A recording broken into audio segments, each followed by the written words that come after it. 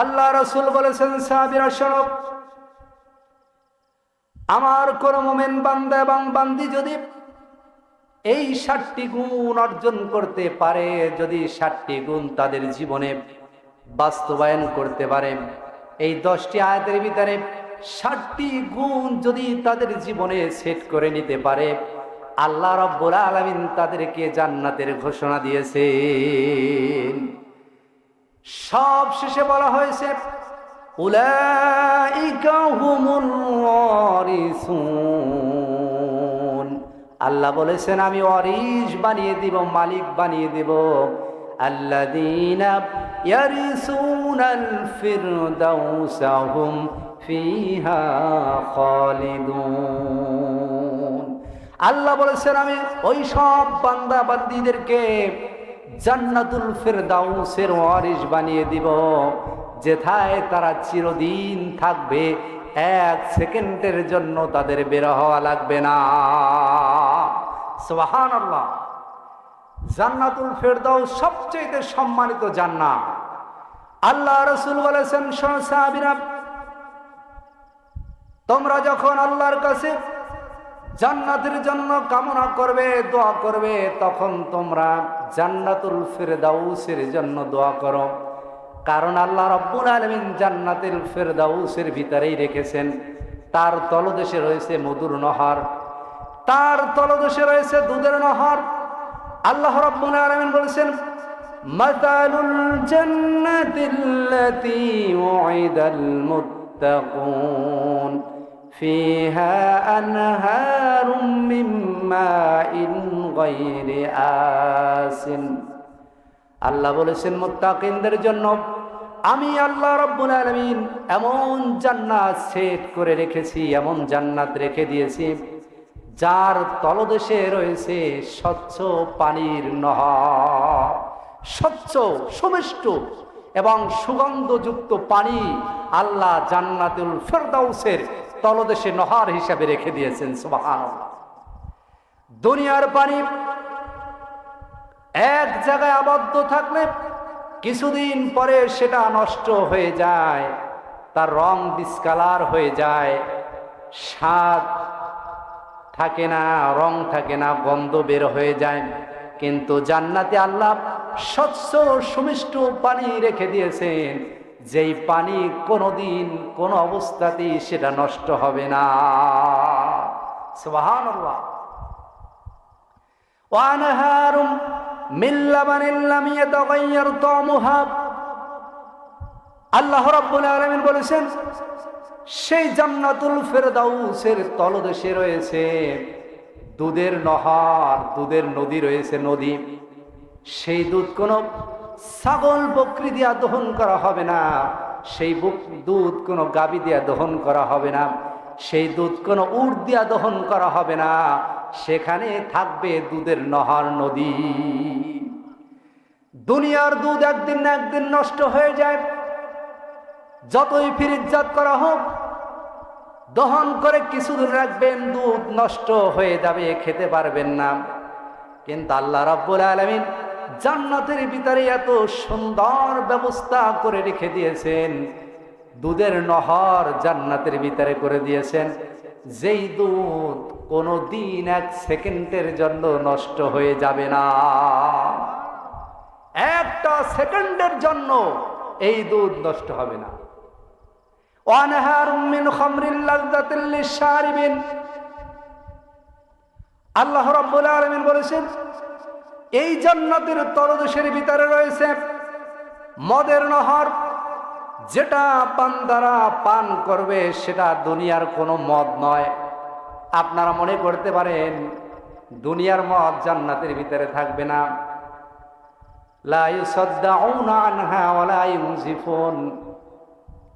এটা দুনিয়ার কোনো মদ নয়, এই মদের ভিতরে কোনো অ্যালকোহল নাই, নেশা দ্রব্য নাই, কিচ্ছু নাই। এই মদ খেলে মানুষ মাতাল হয়ে যাবে না, পাগলামি করবে না। দুনিয়ার মদ খাইলে মানুষ পাগলামি করে না, করে কি করে না?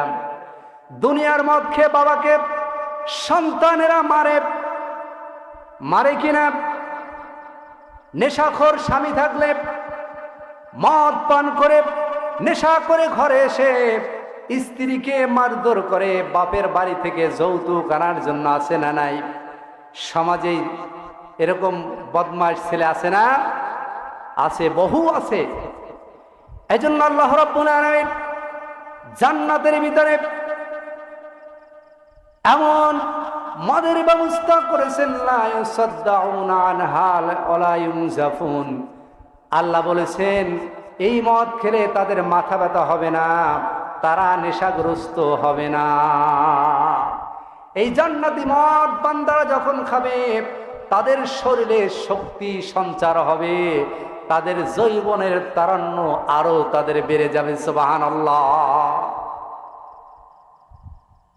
ওয়ানহারুম মিন আসালিম মুসাফফা, সেখানে জান্নাতুল ফেরদাউসের তলদেশে রয়েছে মধুর নহর, মধুর নদী রয়েছে। নদী, দুনিয়ার মধুতে বিভিন্ন কেমিক্যাল মিশানো থাকে, আসল মধু পাওয়া যায় না। দুনিয়ার আসল মধু খাইলে শরীরে যেভাবে শক্তি হয়, জান্নাতের মধুর ভিতরে কোনো ভেজাল নাই। সেখানে নহর থাকবে, নষ্ট হবে না, পচবে না, গন্ধ হবে না, কিচ্ছু হবে না। আল্লাহ রাব্বুল আলামিন বলেছেন এরকম দুধের নহর, মধুর নহর, মদের নহর, স্বচ্ছ পানির নহর জান্নাতুল ফেরদাউসের তলদেশে। কোথায়? জান্নাতুল ফেরদাউসের তলদেশের ভিতরে রয়েছে। এজন্য আল্লাহর রাসূল বলেছেন, বান্দারে ও আমার উম্মতেরা শোনো, যখন তোমরা আল্লাহর কাছে জান্নাত চাবা তখন আল্লাহর কাছে জান্নাতুল ফেরদাউসের কামনা করবা। ওয়ালাহুম ফিহা মিন কুল্লি সামারাত, ওই জান্নাতের ভিতরে রয়েছে নানা প্রকারের ফল, ফল ফলাদি রয়েছে। ওই ফলগুলা দেখতে দুনিয়ার ফলের মতো হবে। আল্লাহ রাসূল বলেছেন জান্নাতি বান্দারা যখন জান্নাতে যাবে তখন তারা দেখবে তো দুনিয়ার আপেল, এটা তো দুনিয়ায় দেখেছি। আল্লাহ রাসূল বলেছেন বান্দারা যখন জান্নাতি আপেলের ভিতরে কামড় মারবে, আল্লাহ রাসূল বলেছেন জান্নাতি এক একটা ফলের ভিতরে 70 প্রকারের স্বাদ আল্লাহ লাগিয়ে দিয়েছে। কয় প্রকার? 70 প্রকারের স্বাদ থাকবে। আপেলের একটা কামড় দিবেন, এক রকম স্বাদ অনুভব হবে, আর একটা কামড় দেবেন, আর এক রকমের স্বাদ অনুভব হবে। এরকম প্রত্যেক কামড়ে কামড়ে, প্রত্যেক চিবনিতে চিবনিতে আলাদা আলাদা স্বাদ আল্লাহ জান্নাতে ফলের ভিতরে রেখেছে। আলাদা আলাদা স্বাদ পাবেন। মনে হবে এটা দুনিয়ার আঙ্গুর, দুনিয়ার আনার, দুনিয়ার এটা নারকেল, কিন্তু জান্নাতের ভিতরে দেখতে দুনিয়ার ফলের মতো হলেও জান্নাতি ফলের ভিতরে আল্লাহ রাব্বুল আলামিন আলাদা আলাদা স্বাদ রেখে দিয়েছে। এজন্য আল্লাহ রাসূল বলেছেন, শোনো বান্দা, এই দুনিয়ার ফলের গাছের গোড়া থাকে নিচের দিকে, ফল থাকে কোথায়? কোথায় থাকে? উপরের দিকে। আর জান্নাতের ফল থাকবে বান্দার মুখের কাছে, আর গোড়া থাকবে, গাছের গোড়া থাকবে উপরের দিকে। কোথায় থাকবে? গাছের গোড়া থাকবে উপরের দিকে, যাতে করে বান্দারা, জান্নাতি বান্দারা জান্নাতি ফলগুলা শোয়া অবস্থায় খেতে পারে, বসা অবস্থায় খেতে পারে, দাঁড়ানো অবস্থায় ফল খেতে পারে। এজন্য আল্লাহ বান্দাদেরকে, জান্নাতি বান্দাদেরকে জান্নাতের ফলগুলা তাদের মুখের কাছে রাখছেন, যাতে বান্দার পেরে খেতে কষ্ট না হয়। সুবহানাল্লাহ, কত সুন্দর ব্যবস্থা! জান্নাতি ফল থাকবে, ঝুলবে, আঙ্গুরগুলো মুখের সামনে ঝুলবে, আনারগুলো আপনার মুখের সামনে ঝুলবে। আপনি বলবেন, রব্বুল আলামিন, এই জান্নাতি ফল আমি চিবিয়ে খেতে পারবো না, আমাকে জুস করে দেওয়া হোক। এটা বলাও লাগবে না, আপনার মনে মনে কল্পনা করেছেন, রব্বুল আলামিন, আমাকে যদি জুস করে দেওয়া হতো তাহলে ভালো হতো, চিবাতে একটু কষ্ট হয়। এই মনে কল্পনা করেছেন, সাথে সাথে জান্নাতি ফলের জুস আপনার সামনে হাজির হয়ে যাবে। জুস আকারে আপনার সম্মুখে বিভিন্ন ফলের জুস আপনার সম্মুখে হাজির। আপনি খাবেন, কুলু ওয়াশরাবু, খাবেন এবং পান করবেন, ইচ্ছা মতো খাবেন। দুনিয়ায় খেলে প্রস্রাব পায়খানার বেগ এসে, জান্নাতি খেলে কোনো প্রস্রাব পায়খানা হবে না। দুনিয়ায় বেশি খেলে পেটের ভিতরে বদহজম হয়ে যায়, অসুখ হয়ে যায়, অসুস্থ হয়ে যায়। কিন্তু জান্নাতে আপনি খাবেন আর পান করবেন, একটা সেকেন্ডের জন্য আপনার পায়খানা প্রস্রাবের ব্যাগ আসবে না। একটা ঢেক আসবে, আপনার সব হজম হয়ে যাবে। একটু শরীর ঘামবে, পায়খানা প্রস্রাব ওখানেই আপনার শেষ হয়ে যাবে। সুবহানাল্লাহ বিহামদিহি। এরকম জান্নাতে যেতে চাই না আমরা? আমরা একটু সামনে আগায় এসে লা ইলাহা, সামনের জায়গাগুলো ফাঁকা জায়গা পূরণ করে বসে, লা ইলাহা ইল্লাল্লাহ, লা ইলাহা, লা ইলাহা ইল্লাল্লাহ মুহাম্মাদুর রাসূলুল্লাহ সাল্লাল্লাহু আলাইহি ওয়াসাল্লাম। এরপর আল্লাহ রাসূল বলেছেন, জান্নাতে যখন মানুষেরা ঢুকবে, জান্নাতি বান্দারা যখন জান্নাতের ভিতরে ঢুকবে, কেউ বৃদ্ধ অবস্থায় জান্নাতে যাবে না। আল্লাহ রাসূল বলেছেন কোন বৃদ্ধ মানুষ জান্নাতে যাবে না। এক বৃদ্ধ সাহাবী কেঁদে ফেললেন। আল্লাহ রাসূল বললেন, বৃদ্ধ তুমি কাঁদো কেন? বৃদ্ধ লোকটি বলল, ইয়া রাসূলুল্লাহ, ইয়া হাবিবাল্লাহ, আপনি তো বলেছেন কোন বৃদ্ধ মানুষ জান্নাতে যাবে না। তাহলে আমি তো বৃদ্ধ হয়ে গেছি, আমার চুল পেকে গেছে, দাড়ি পেকে গেছে, চোখের ভুরু পেকে গেছে, আমি তাহলে তো জান্নাতে যেতে পারবো না। আল্লাহ রাসূল বললেন, শোনো বৃদ্ধ, তুমি যখন জান্নাতের ভিতরে যাবা, জান্নাতের ভিতরে ঢুকবা, তখন তুমি আর বৃদ্ধ থাকবে না। তোমাকে আল্লাহ 30 বছরের যুবক বানায়া আল্লাহ জান্নাতের ভিতরে ঢুকাইয়া দিবেন। সুবহানাল্লাহ। কয় বছরের যুবক? পৃথিবীর যৌবন হারিয়ে যায়। একটা সময় আমরা থাকি শিশু, কথা বলার ভাষা থাকে না, মাটির সাথে গড়াগড়ি খাই। শিশু থেকে কিশোর হই, কিশোর থেকে যুবক হয়ে যায়, যুবক থেকে আমরা বৃদ্ধ হয়ে যাই, শক্তি হারিয়ে ফেলি। আল্লাহ রাসূল বলেছেন, যে সব বান্দা এবং বান্দিরা জান্নাতের ভিতরে ঢুকবে, তারা যে যৌবন নিয়ে তারা জান্নাতের ভিতরে ঢুকবে, ওই বান্দা বান্দি 1 সেকেন্ডের জন্য যৌবন হারিয়ে ফেলবে না। সুবহানাল্লাহ বিহামদিহি। একটা সেকেন্ডের জন্য আপনি ক্লান্তি অনুভব করবেন না জান্নাতের ভিতরে। আল্লাহ রাসূল বললেন, কোন বৃদ্ধা মহিলা জান্নাতে যাবে না। এক বৃদ্ধা মহিলা কেঁদে ফেললেন। আয়েশা রাদিয়াল্লাহু তাআলা আনহা বললেন, মা আপনি কাঁদেন কেন? মহিলা বলল, আল্লাহ রাসূল বলেছেন কোন বৃদ্ধা মহিলা জান্নাতে যাবে না, তাহলে তো আমি জান্নাতে যেতে পারবো না। আল্লাহ রাসূলকে আয়েশা বললেন, ইয়া রাসূলুল্লাহ, আপনার এই কথা শুনে বৃদ্ধা মহিলা কাঁদে। আল্লাহ রাসূল বলল, শোনো মা, আপনি যখন জান্নাতের ভিতরে ঢুকবেন, 18 বছরের যৌবন নিয়ে আপনি জান্নাতের ভিতরে যাবেন। মহিলারা যখন জান্নাতে যাবে, তাদের যৌবন হবে 18 বছরের। কয় বছরে? 18 বছর বয়স নিয়ে তারা জান্নাতে যাবে। একটা সেকেন্ডের জন্য মাদের যৌবন হারিয়ে যাবে না। দুনিয়ার যে সৌন্দর্য আল্লাহ তাদেরকে দিয়েছেন, জান্নাতি মহিলাদেরকে 100 গুণ সৌন্দর্য বৃদ্ধি করে আল্লাহ তাদেরকে জান্নাতে ঢুকিয়ে দেবেন। সুবহানাল্লাহ। এরকম জান্নাতে আমরা যেতে চাই, চাই কিনা? আল্লাহ রাসূল বলেছেন, শোনো, দুনিয়ার মানুষেরা আল্লাহ যাকে সর্বছোট, সবচেয়ে ছোট জান্নাত যাকে দান করবেন, এরকম 10টা দুনিয়ার সমান জান্নাত আল্লাহ তাকে দিবে। কয়টা দুনিয়া? 10টা দুনিয়ার সমান জান্নাত দিবে। আল্লাহ রাসূল বলেছেন, সর্বশেষ যেই ব্যক্তিকে আল্লাহ জাহান্নাম থেকে বের করে জান্নাতের ভিতরে ঢুকাবেন, আল্লাহ রাসূল বলেছেন জাহান্নামের আগুনে পুড়তে পুড়তে কয়লায় পরিণত হয়ে যাবে।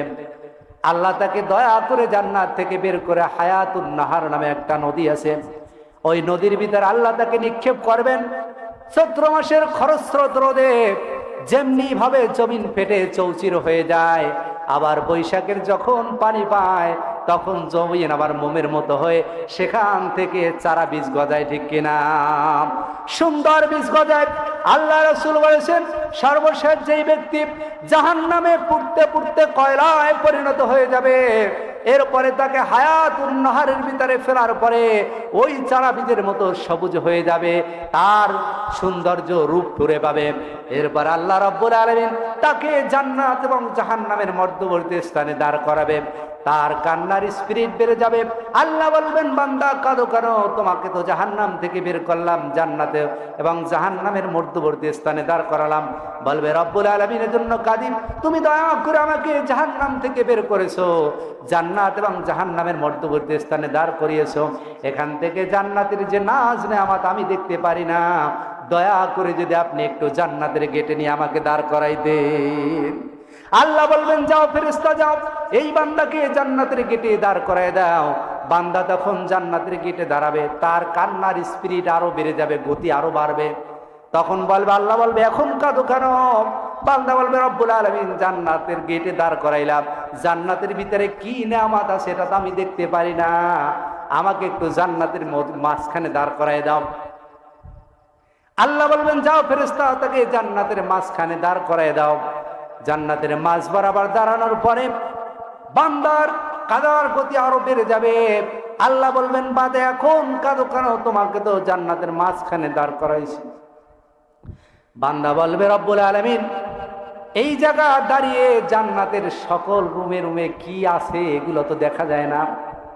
রব্বুল আলামিন আপনি যদি অনুমতি দিতেন জান্নাতের ভিতরে কি আছে, এই নাজ নেয়ামতগুলো আমি একটু ঘুরে ঘুরে দেখতাম।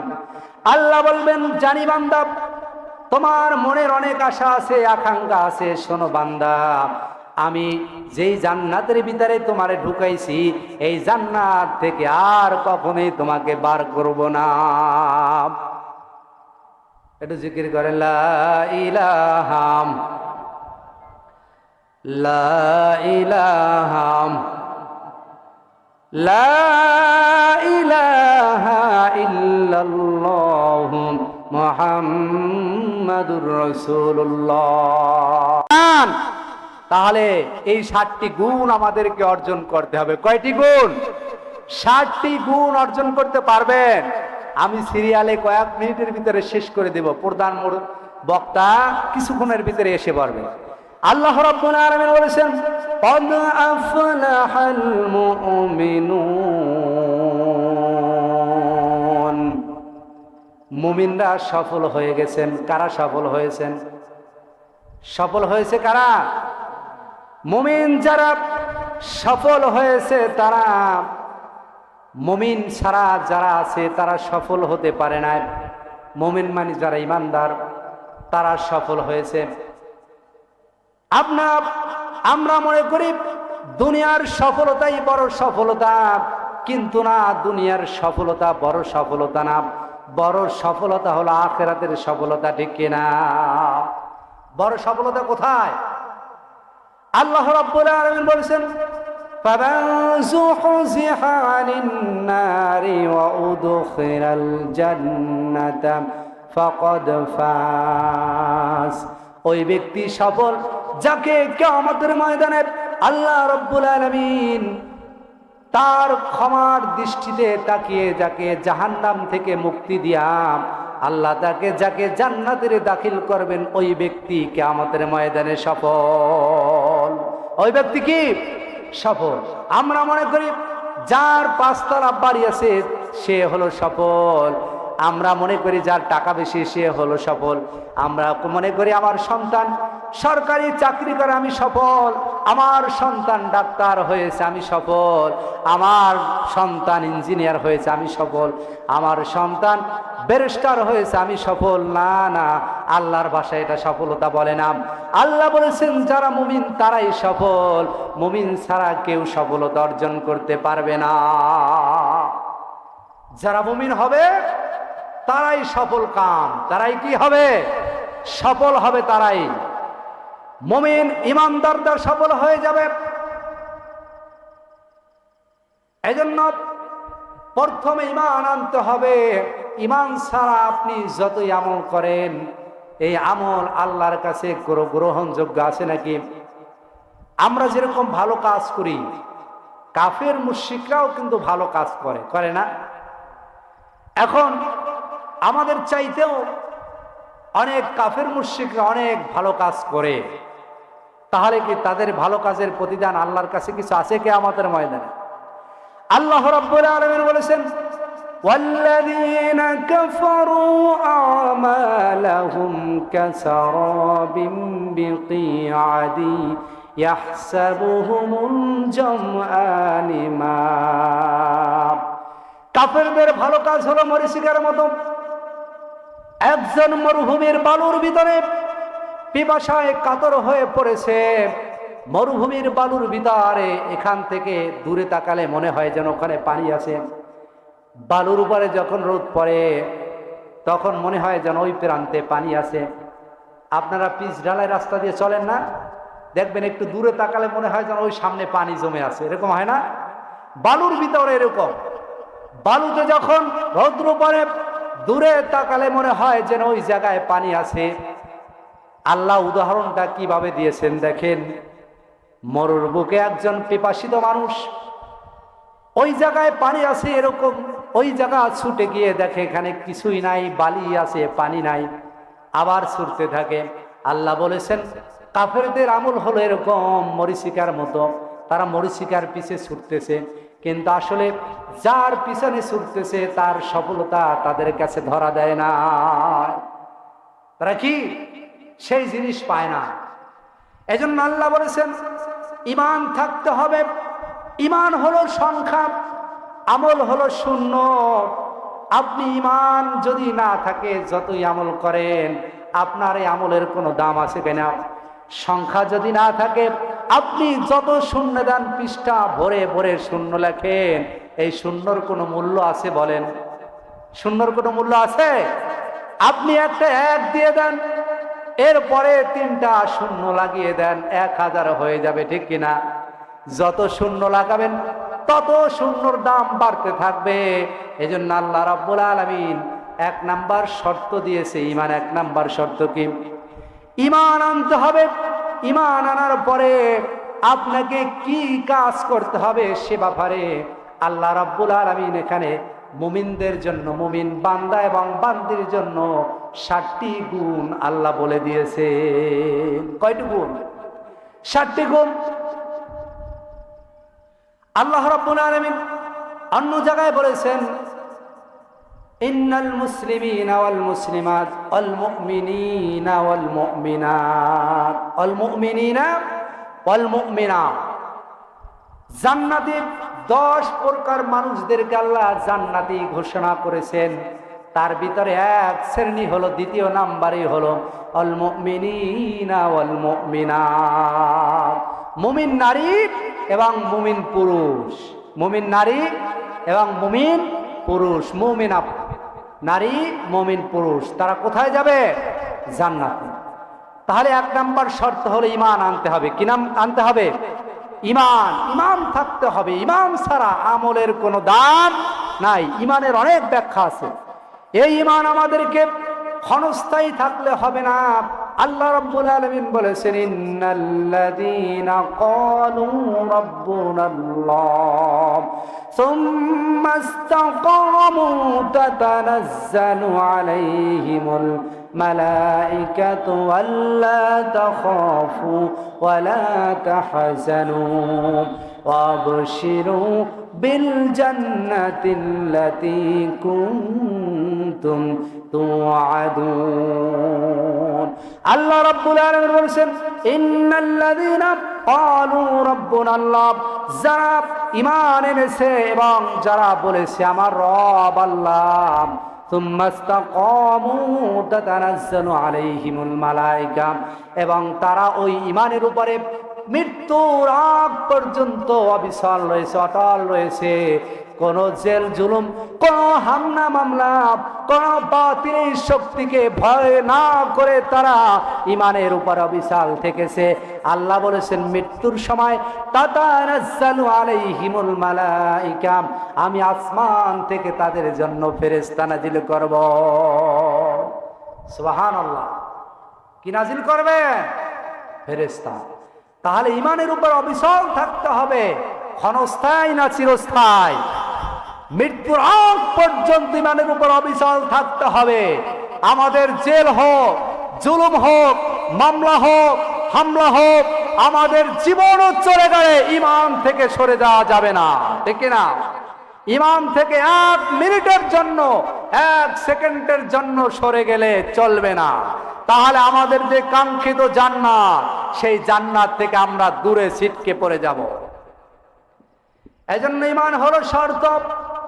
1 নাম্বার গুণ হলো আল্লাযীনা হুম ফি সালাতিহিম খাশিউন। ঈমানদার হতে হলে, জান্নাত পেতে হলে, মুমিন বান্দা হতে হলে 1 নাম্বার গুণ হলো বিনয়ের সাথে যা নামাজ আদায় করা। কিসের সাথে? বিনয়ের সাথে, খুশু খুদুর সাথে নামাজ আদায় করা। নামাজ আল্লাহ রাব্বুল আলামিন আমাদের উপরে ফরজ করেছেন 5 ওয়াক্ত। এই 5 ওয়াক্ত নামাজকে আল্লাহ আমাদের জন্য ফরজ করেছেন। আল্লাহ দিয়েছিলেন কয় ওয়াক্ত? 50 ওয়াক্ত। কয় ওয়াক্ত দিয়েছিলেন? 50 ওয়াক্ত নামাজ। আল্লাহ রাব্বুল আলামিন, আল্লাহ রাসূল যখন মেরাজে গেলেন, আল্লাহ রাসূল তাকে উপহার হিসাবে আরশে ডেকে আল্লাহ 50 ওয়াক্ত নামাজ দিয়েছেন। এই 50 ওয়াক্ত নামাজ কমাতে কমাতে আল্লাহ রাসূল 5 ওয়াক্ত পর্যন্ত করে দিয়েছেন।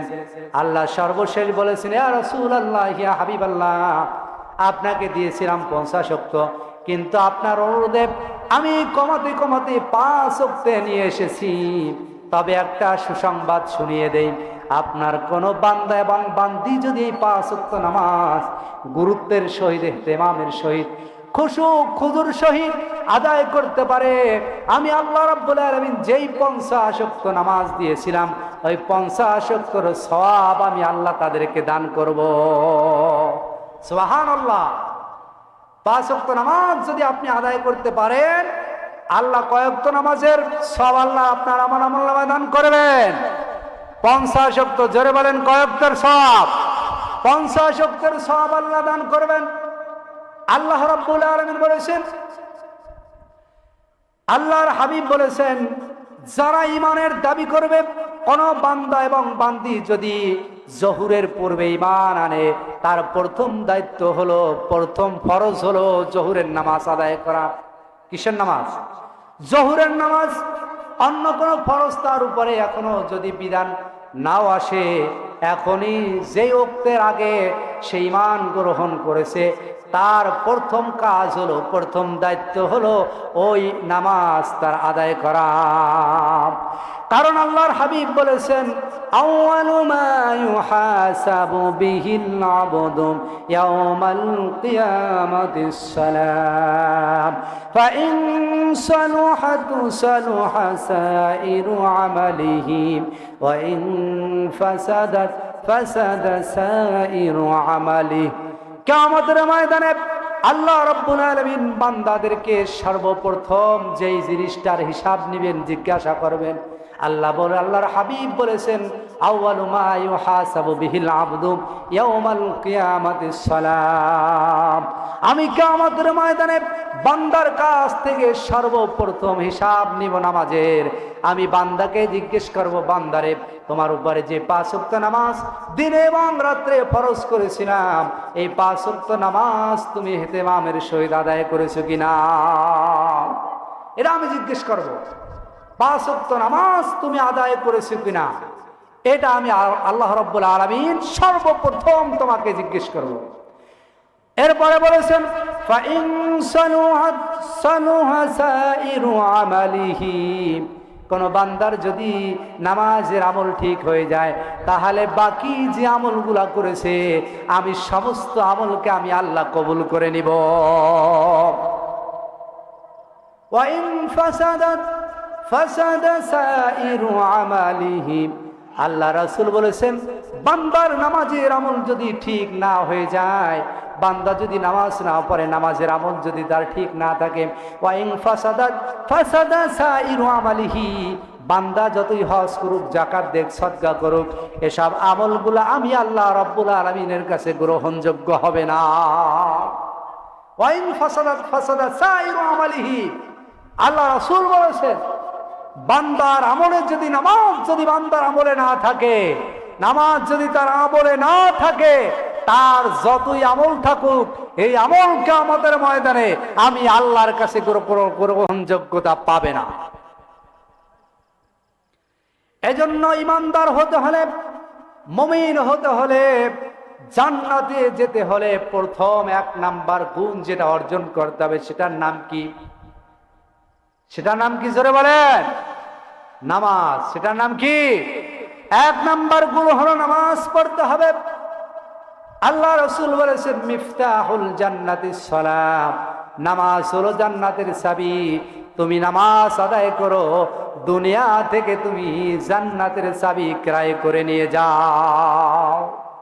দুনিয়া থেকে তুমি জান্নাতের চাবি সংগ্রহ করে নিয়ে যাও, নামাজকে আদায় করো।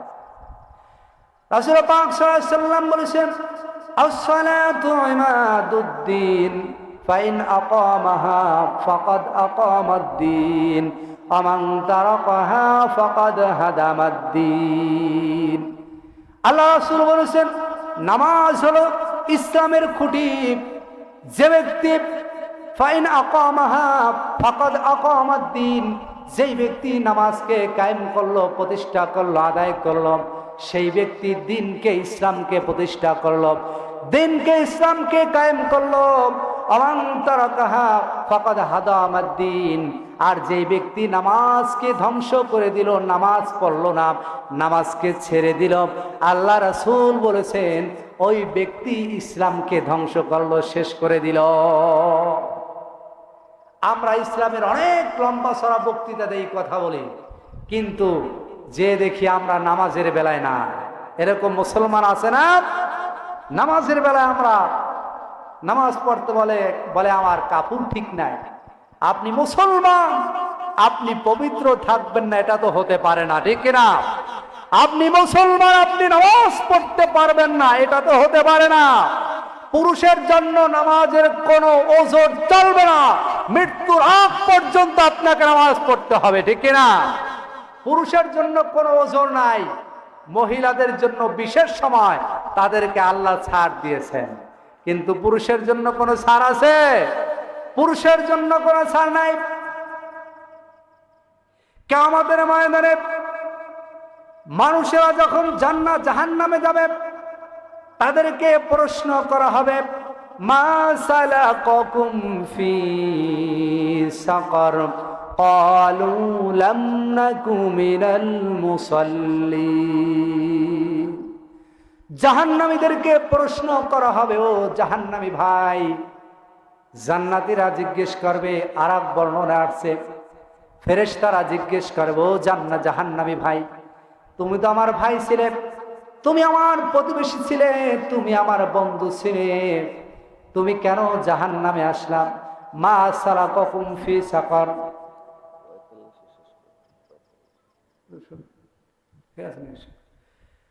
আল্লাহর ফেরেশতারা তখন জিজ্ঞেস করবে, মা সালাকাকুম ফি সাকার, তুমি কেন জাহান্নামে আসলাম? তখন জাহান্নামীরা বলবে, ক্বালু লাম নাকু মিনাল মুসাল্লিন। জাহান্নামীরা বলবে, যারা নামাজ পড়ে না, দুনিয়ায় স্বীকার না করলেও ফেরেশতাদের মাইটের খাওয়ার পরে, এরপরে বলবে, ক্বালু লাম নাকু মিনাল মুসাল্লিন। আমি কেন জাহান্নামে আসলাম? তার একমাত্র কারণ হলো আমি নামাজ আদায় করি নাই। কি করি নাই? নামাজ আদায় করি নাই। নামাজ আদায় না করার কারণে আজকে আমি জাহান্নামী হয়ে গেলাম। এজন্য সম্মানিত ভাইরা, আপনাকে আমাকে ইমানের দাবি যদি আমরা করি, আর যদি আমরা মনে করি জান্নাতে যেতে চাই, তাহলে আমাদেরকে প্রথম গুণ হলো নামাজকে আমাদের আদায় করতে হবে। নামাজ মৃত্যুর আগ পর্যন্ত নামাজকে ছাড়া যাবে না। নামাজ আমাদের জীবনের সঙ্গী বানাতে হবে। কি বানাতে হবে? সঙ্গী বানাতে হবে। কিয়ামতের ময়দানে আল্লাহ রাব্বুল আলামিন, আল্লাহ রাসূল বলেছেন, কিয়ামতের ময়দানে ইন্না কুল্লু উম্মতি ইয়াদউনা ইয়াউমাল কিয়ামা গুররা মুহাজ্জালিন মিন আসারিল উজুম। কিয়ামতের ময়দানে সমস্ত উম্মতদেরকে আল্লাহ রাব্বুল আলামিন ডাকবেন। আল্লাহ রাসূল তো বলেছেন যে যেসব বান্দারা উজু করে নামাজ আদায় করেছে ওই সব বান্দাদের ওই উজু স্থানগুলো সূর্যের ন্যায় ঝলমল করে কিয়ামতের ময়দানে জ্বলতে থাকবে। হযরত আম্মা জান আয়েশা রাদিয়াল্লাহু তাআলা আনহা আল্লাহ রাসূলকে জিজ্ঞেস করলেন, ইয়া রাসূলুল্লাহ, ইয়া হাবিবাল্লাহ, কিয়ামতের ময়দানে লক্ষ কোটি কোটি মানুষের ভিতরে আপনি কেমন করে আপনার উম্মতদেরকে ছিনে ছিনে জান্নাতে নিয়ে যাবেন? আল্লাহ রাসূল বললেন, আয়েশা রে শোনো, আমার যেসব উম্মতেরা 5 ওয়াক্ত নামাজ আদায় করেছেন এই সব বান্দাদেরকে চিনতে আমার কোনো অসুবিধা হবে না। শোনো আয়েশা, হাজারো হাজারো ঘোড়ার ভিতরে যদি একটা চাঁদ কপালওয়ালা ঘোড়া থাকে, তার কপালে যদি থাকে চাঁদ, এবং হাজার হাজার ঘোড়া যদি থাকে, ওই চাঁদওয়ালা ঘোড়াটা চিনতে অসুবিধা হবে নাকি? আম্মা জান আয়েশা বললেন, ইয়া রাসূলুল্লাহ, মোটেও অসুবিধা হবে না, খুব সহজেই ওই ঘোড়াটাকে চিনে যাবে। আল্লাহ রাসূল বলেছেন, শোনো আয়েশা, আমার যে সব উম্মতরা দুনিয়াতে বসে 5 ওয়াক্ত নামাজ আদায় করেছেন তাদের চেহারা, তাদের হাত ওই সময় কিয়ামতের ময়দানে সূর্যের আলোর মতো ঝলমল করে জ্বলতে থাকবে। আর আমি ওই চেহারা দেখে দেখে তাদের হাত ধরে ধরে আমি রাসূল তাদেরকে জান্নাতে নিয়ে যাব। সুবহানাল্লাহি ওয়া বিহামদিহি সুবহানাল্লাহিল আযীম। দ্বিতীয় নম্বরের গুণ হলো আল্লাযীনা হুম আনিল লাগwi মুরিদুন। যারা জান্নাতে যেতে চান, দ্বিতীয় নম্বরের গুণ হলো আপনাদেরকে খারাপ ফায়সা এই সব কথা থেকে যারা মুমিন, যারা মুত্তাকি, তারা দূরে থাকে। কি করে? তারা দূরে থাকে। আল্লাযীনা হুম আনিল লাগwi মুরিদুন। মুমিন বান্দারা যখন কোনো খারাপ কাজের সাথে জড়ায় না, মুমিন বান্দারা খারাপ কথা বলে না, খারাপ কিছু শোনে না, খারাপ কাজের দিকে তারা ধাবিত হয় না। মুমিন বান্দারা যেখানে খারাপ কাজ দেখে ওখান থেকে পাশ কাটিয়ে মুমিন বান্দারা চলে যায়। কি করে? পাশ কাটিয়ে চলে যায়। আল্লাহ রাব্বুল আলামিন পবিত্র কোরআনুল কারীমের ভিতরে বলেছেন, আল্লাযীনা লা ইয়াশহাদুনা আয-যুরা ওয়া ইযা মাররু বিল-লাগwi মাররু কিরামা। আল্লাহ বলেছেন, যারা মুমিন বান্দা তারা খারাপ কোনো কিছুর সাক্ষী হয় না। আল্লাযীনা লা ইয়াশহাদুনা আয-যুরা ওয়া ইযা মাররু বিল-লাগwi মাররু কিরামা। যখন তাদের চোখের সম্মুখে খারাপ কিছু ঘটে যায়, খারাপ কাজ করে, তখন বান্দারা, মুমিন বান্দা যারা, তারা কখনোই খারাপ কাজের সহযোগী হয় না, তারা পাশ কাটিয়ে চলে যায়। কি করে? পাশ কাটিয়ে চলে যায়। আমরা কি করি? আমরা খারাপ কাজ করার জন্য আমরা উৎসাহ প্রদান করি, খারাপ কাজ করা যাবে না। এটা মুমিনদের গুণ নয়। মুমিনদের দ্বিতীয় গুণ হলো ফাহেসা, অশ্লীল কাজ থেকে তাদেরকে দূরে থাকা। কোথায় থাকা? দূরে থাকা। আল্লাহ রাব্বুল আলামিন বলেছেন, ইন্নাল্লাযীনা ইউহিব্বুনা আন তাশিআল ফাহিশাতু ফিল্লাযীনা আমানু লাহুম আযাবুন আলীমুন ফিদ দুনিয়া ওয়াল আখিরাহ। যারা চায় মুমিন সমাজে ফাহিশা কাজের বিস্তৃতি ঘটুক,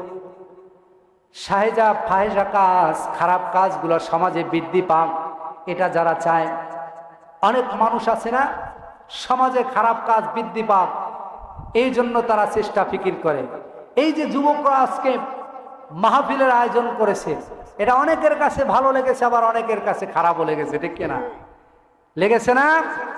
এরকম যুবক আমাদের দরকার, যেই যুবক সমাজকে পরিবর্তন করে দিতে পারে, ঠিক না?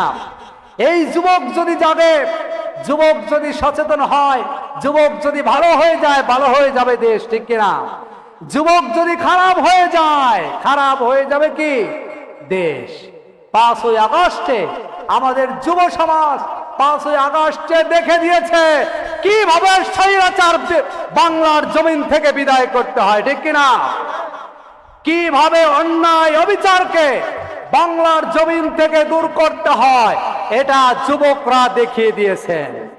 যুবকের দ্বারাই সম্ভব এই বাংলাদেশের চরিত্রকে পরিবর্তন করা।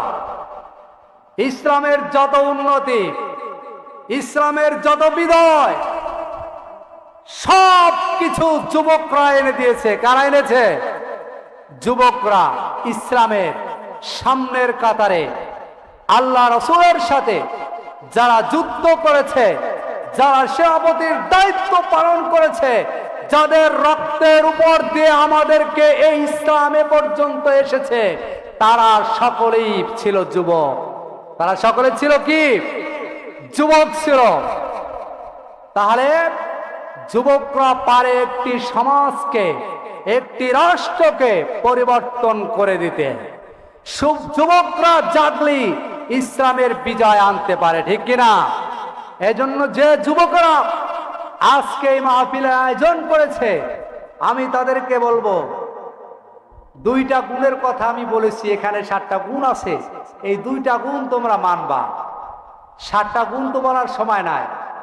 1 নাম্বার গুণ হলো নামাজ। শুধু মাহফিল দিলে হবে না। আজকে যে সব যুবকেরা মাহফিল দিয়েছে, তাদেরকে অনুরোধ করব, 5 ওয়াক্ত নামাজ তোমার জীবনের সাথী বানাতে হবে। 5 ওয়াক্ত নামাজ তোমার জীবনের সাথী বানাতে হবে। তুমি যদি 5 ওয়াক্ত নামাজ জীবনের সাথী বানাতে পারো, তাহলে তোমার জন্য অপেক্ষা করছে কাঙ্ক্ষিত জান্নাত।